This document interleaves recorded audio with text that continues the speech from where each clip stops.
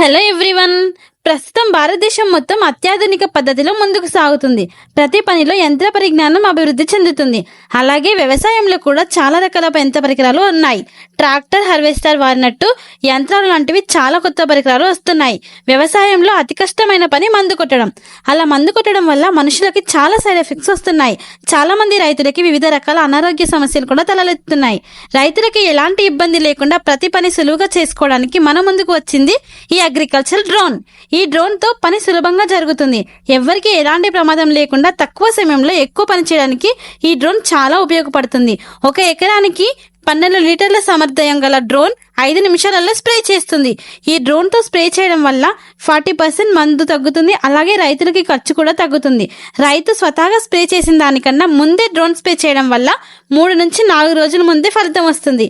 ఈ డ్రోన్ వల్ల రైతులకి సమయం, ఆరోగ్యం, డబ్బులు ఆదా అవుతుంది.